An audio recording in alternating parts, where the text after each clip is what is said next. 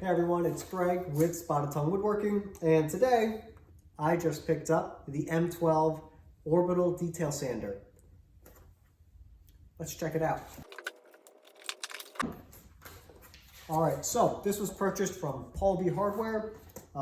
It came with a free 4.0 battery, and you can say that yes, the 2.0s, the 4.0s, the 6.0s, those are all the standard XC. Those are being phased out because Milwaukee now has the new high output 2.5 and 5.0 batteries. And actually just today, they announced their new Forge line of M18 and MX. So I imagine that will trickle down to the M12 battery at some point. But for today, M12 detail sander. And there it is in the box. We have the sander. We have, I believe, 9 sanding pads. We have a soft pad attachment and a intermediate attachment, interface pad, to help protect this pad there, keep that from wearing out. So Milwaukee now has their own mesh sandpaper.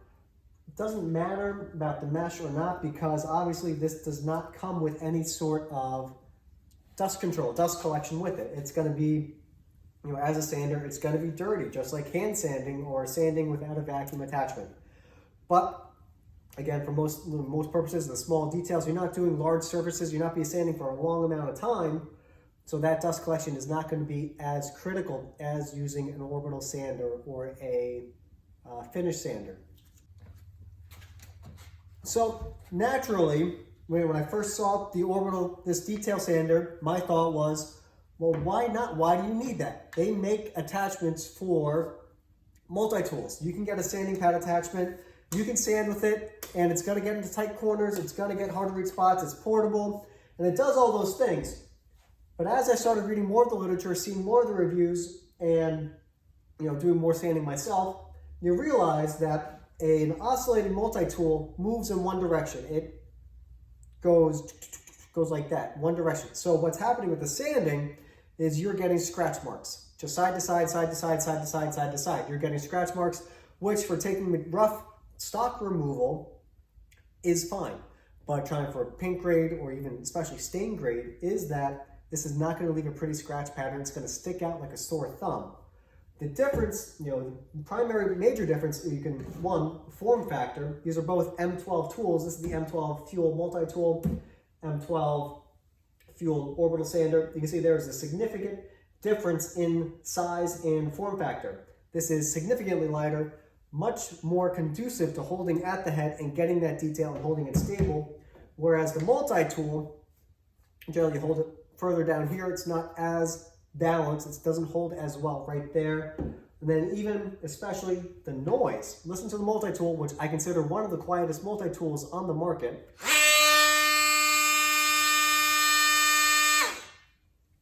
Versus this orbital sander.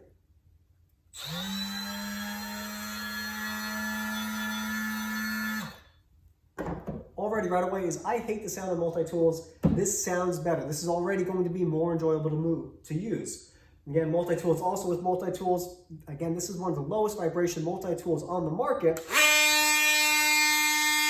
But the noise and that vibration, is irritating. This, because of the length of the head and what they're able to put in there, is much of that movement does not go on to the handle. You do not feel that when you're holding the sander.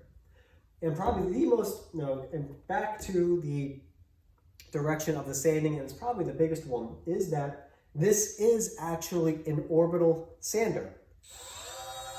This pad, it moves in a circular motion, just like your finished sheet sanders. So what that's going to do is that it's actually going to give you a stain grade finish. So I have some lattice pieces outside that I'm painting. I can't get into all the details in the crevices. I don't want to sand by hand, which is why I picked this up, to review it, to look at it, try it out, and to know that this does going to play a very important role in my work coming up.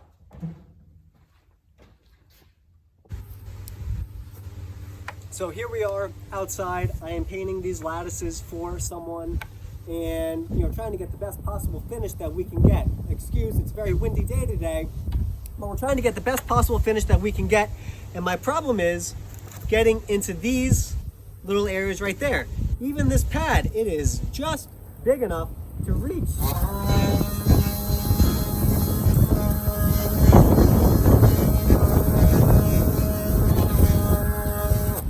into this lattice.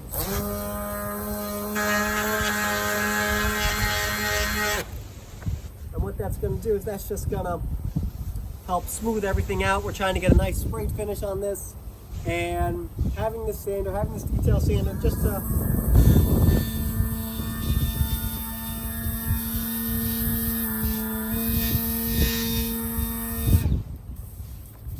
it's a very nice option to have for thinking about doing, finishing out trim work, for anything on site or out of the shop, especially where dust doesn't matter as much. You're thinking new construction, or again, in the shop or outside. This is going to be a wonderful, wonderful option to use.